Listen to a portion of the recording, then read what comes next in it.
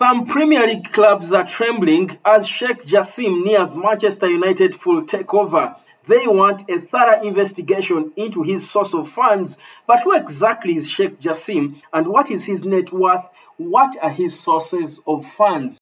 Ladies and gentlemen, welcome to the Hotspot. Subscribe to the channel because today I'm here to let you know exactly who this man is and where exactly he gets his money. That's the man we are going to be discussing today on the Hotspot. My name is Webb, and indeed it's an honor to know that you are here and part of the show. Now, just to take you back, following the news and after the reports came out that the Glazers called that PSG president, that is Nasser Al-Khelaifi, to ask him to convince Sheikh Jassim to increase his bid, the Premier League clubs have been left, worried. They have been left a bit worried, thinking, what exactly is happening? Because they are worried about what might happen if this oil-rich money or the Qatarians do take over ownership of Manchester United.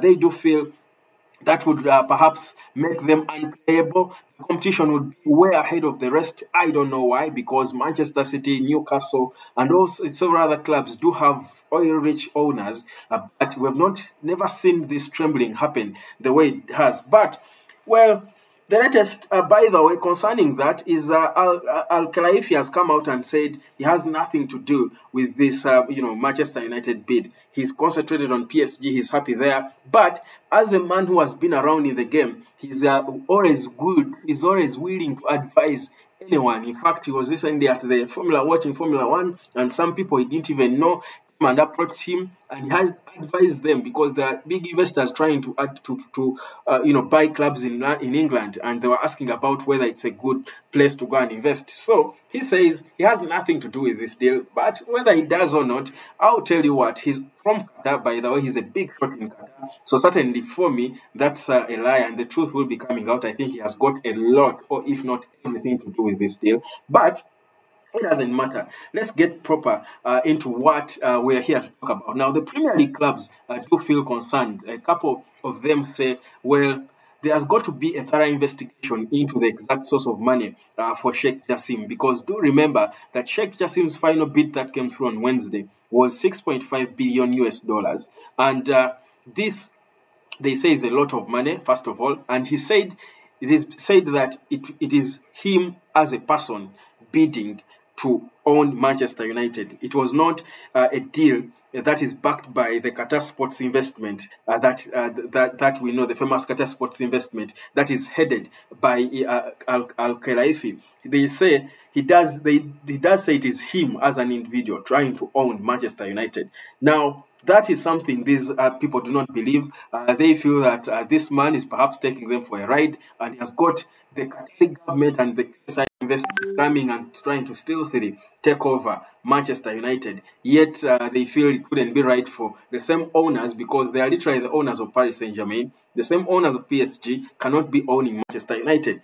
But for Manchester United supporters, you won't care about that. I think it is certainly it's certainly going to be a good thing if this man takes the club, which I think will happen in some way. I do have a good feeling about everything, and I do feel it will eventually happen. But there is fear that the Premier League apparently is being taken over by these oil-rich nations. I told you before here when I was giving you my theories, and I think it's beginning to come out, that I did think that this, dilly-dallying by the Glazers is not just about them. I think the whole English football wouldn't be so excited about the idea of these Qataris coming and owning the biggest football club in England. And it's beginning to come out slowly. The Premier League clubs want to go to the FA. Probably already they have gone there, and the FA is also, they're all trying to frustrate the process. They feel this would be sort of modern day football colonialism, using your money to come and take over the biggest game and the biggest club in the UK.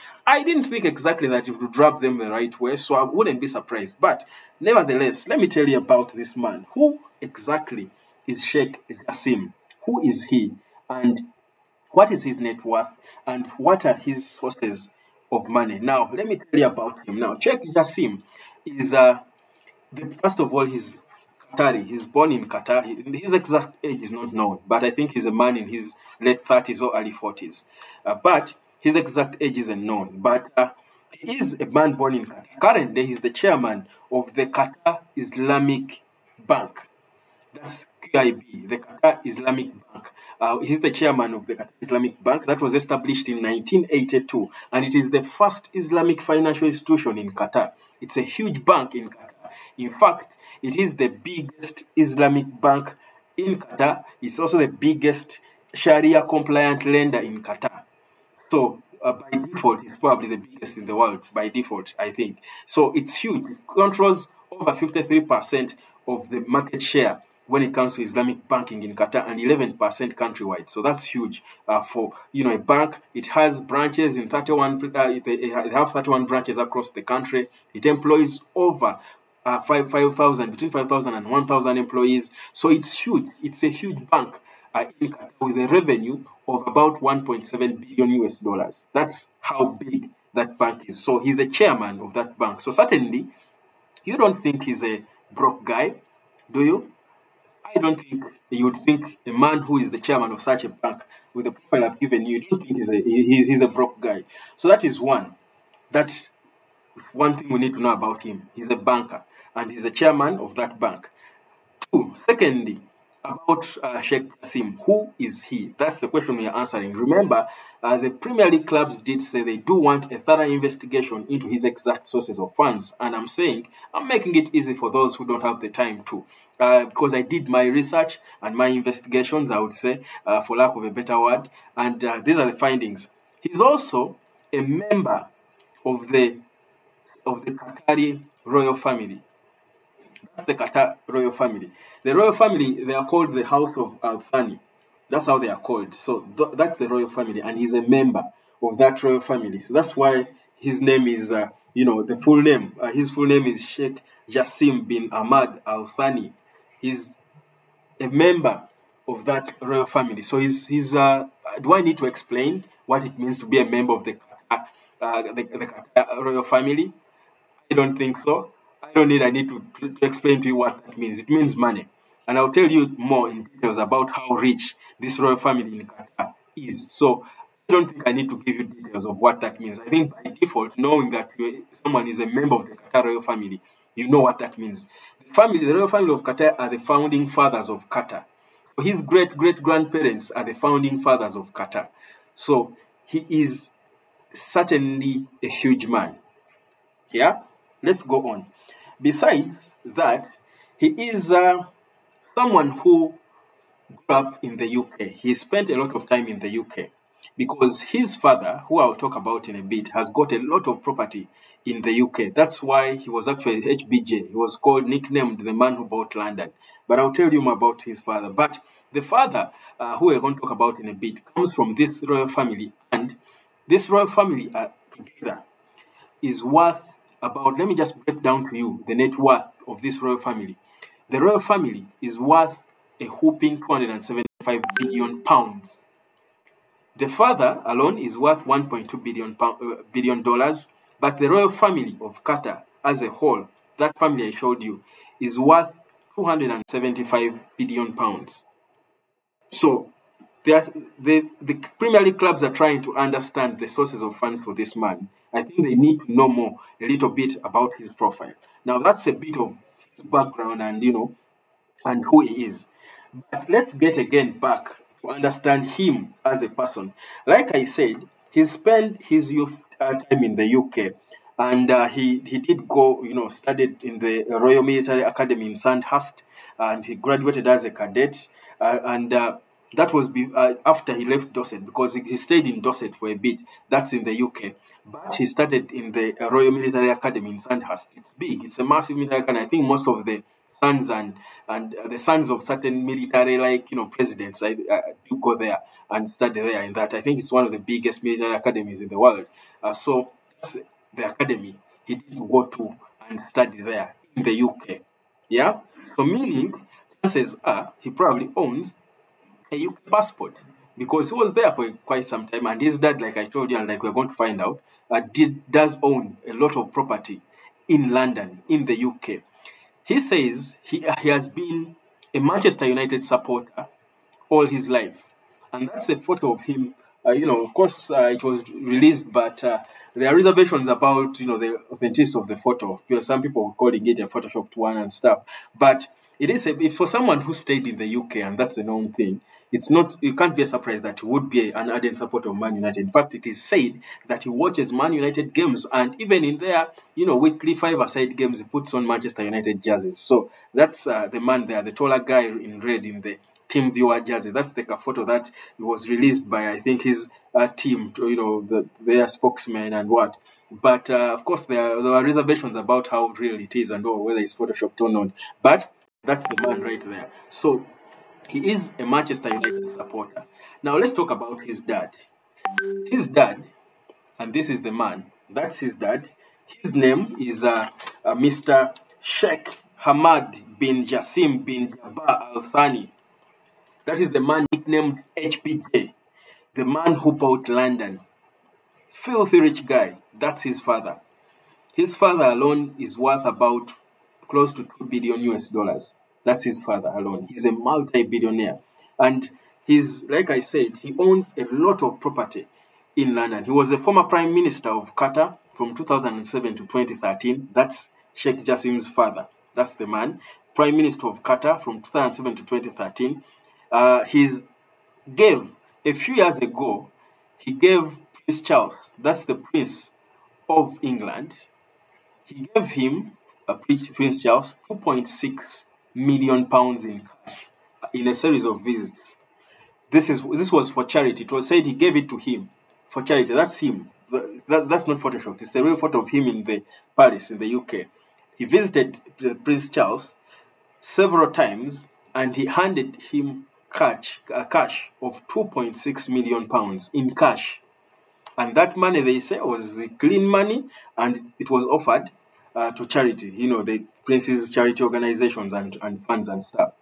This is the father of Jassim, the man bidding to own Manchester United. So just joining this video, we are trying to answer the query by most Premier League clubs that are having reservations about the exact sources of funds for Sheikh, Jassim, who is bidding to have a full takeover of Manchester United. And I'm trying to, make it easy for them. Make it easy for them to really understand the guy and why 6 billion pounds shouldn't be a big deal for him. He can probably, and I do think maybe the Glazers might get what they want sooner rather than later. He might probably soon get that money. But I'm trying to show you where he comes from. I told you that his entire family is worth 275 billion pounds, according to Forbes. His entire family. The leader of the Al Thani, the royal family, the house of Al Thani, alone is worth about 1.8 billion pounds. So this is to show you that this man is not poor. I'm telling you now that that's him with Prince Charles, and he handed over sacks of cash worth 2.6 million pounds. Now, do you get what I mean? That is the family that this man, Sheikh Jassim, comes from. So, again, we are trying to answer, the queries that these Premier League clubs are having about the prospective owner of Manchester United.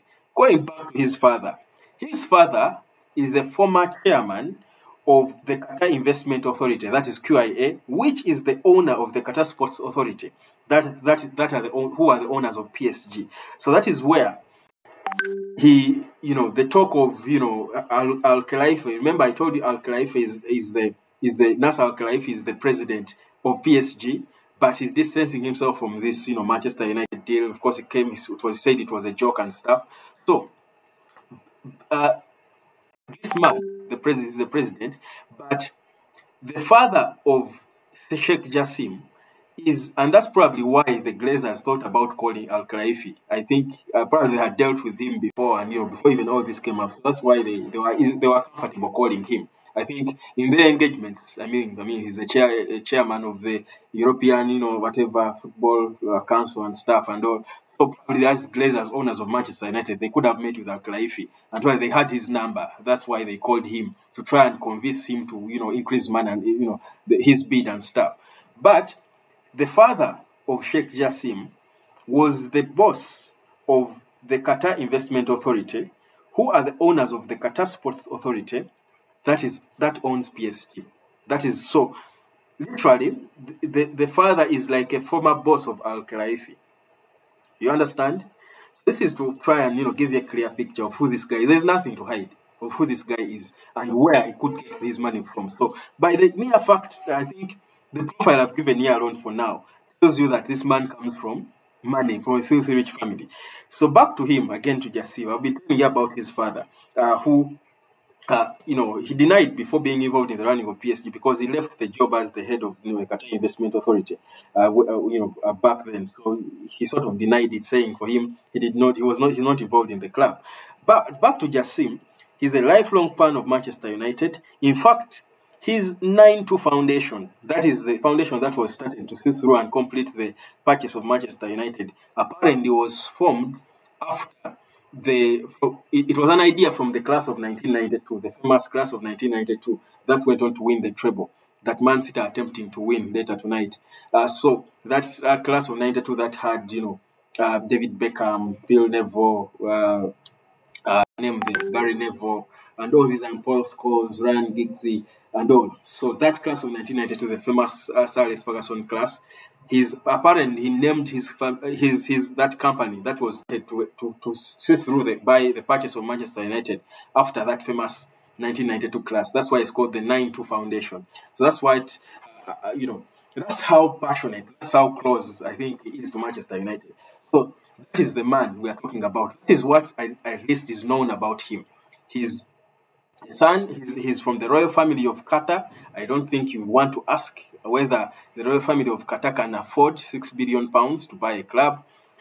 He's a banker by profession. He actually was part of the board of a certain famous bank in the UK before he became a banker himself and went back home and started being chairman of his of that Qatar investment bank.